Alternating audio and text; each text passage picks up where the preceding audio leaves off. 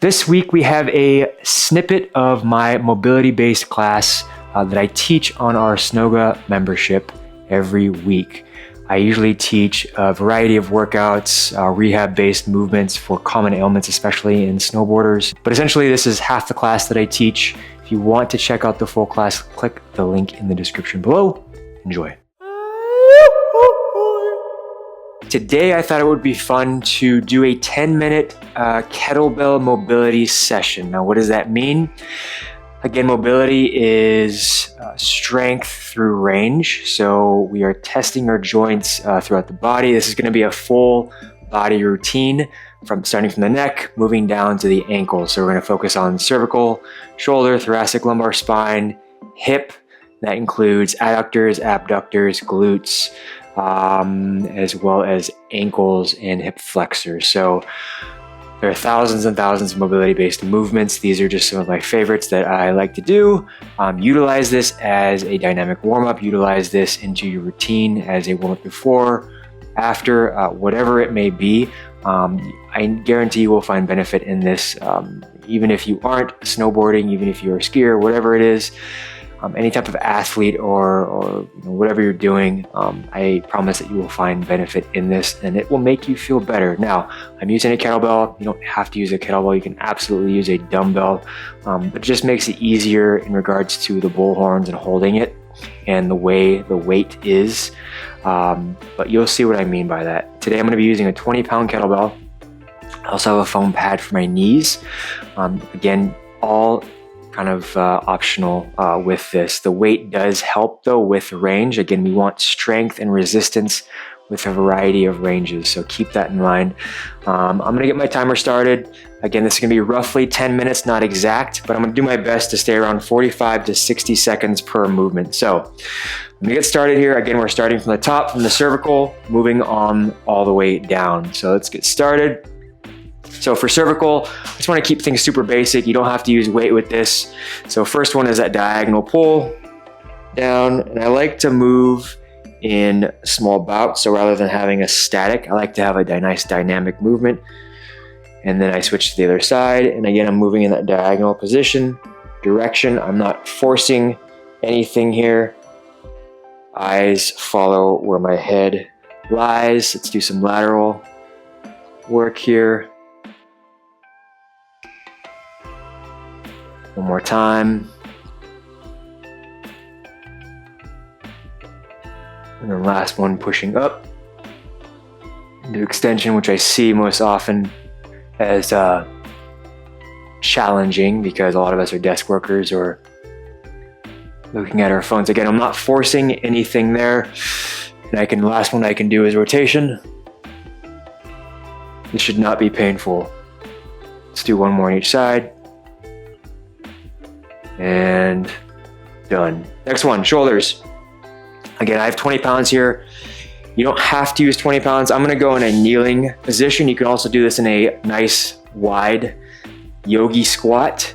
So I'm using the weight or putting the weight above and I'm moving it in small bouts, okay? So if you don't feel comfortable doing this right off the bat, the exercise after this, I'll show you. You can always switch.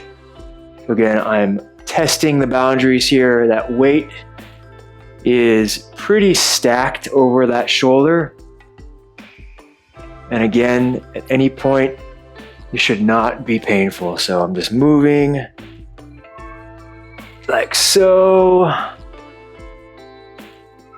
All right, keep going. And I can change that direction if I want. And I'm increasing that range.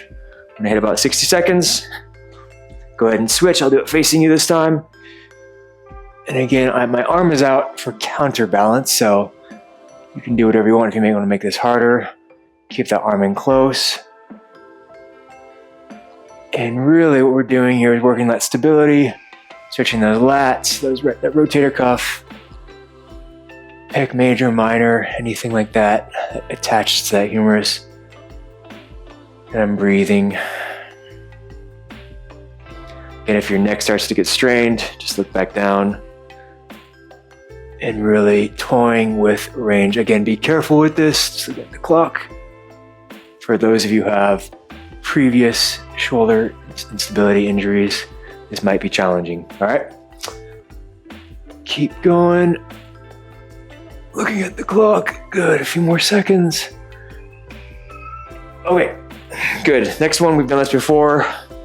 Grab your dumbbell or kettlebell and moving that kettlebell in a nice range around the head, really exaggerating the elbows, moving it behind. I can touch the back of my upper trap.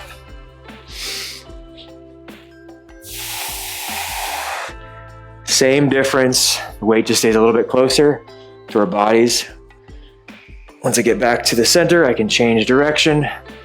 And if I want to move into a little bit of that mid-thoracic extension, I can as well. I can go in a lateral movement, hold into extension, go left laterally. I can go forward, testing that extension and flexion in that mid-back. Toy around with this, experiment. That's the whole point. Let's do one more. Okay, all right. So I've done cervical, shoulders. I want to hit that thoracic spine, lumbar thoracic spine. All right, so what I'm going to be doing here is actually I'm going to turn this over. And I'm adding a little bit of that rotation, that lateral work in that spine itself.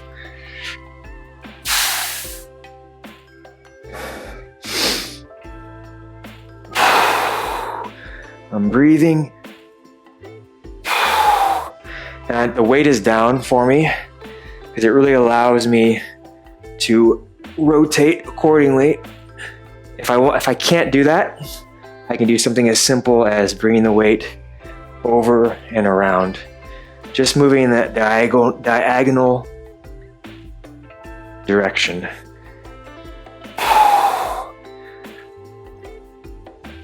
Good. So at any point, you are welcome to pause if you feel like one resonates with you. By all means, pause it, continue, and then move on.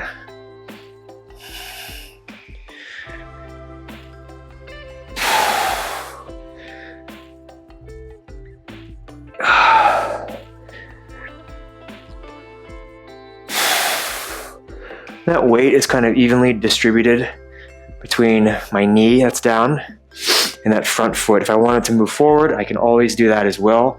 So the other version of this, like so.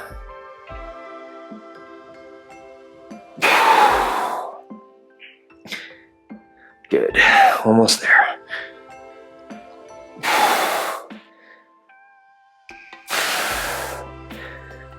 Last one.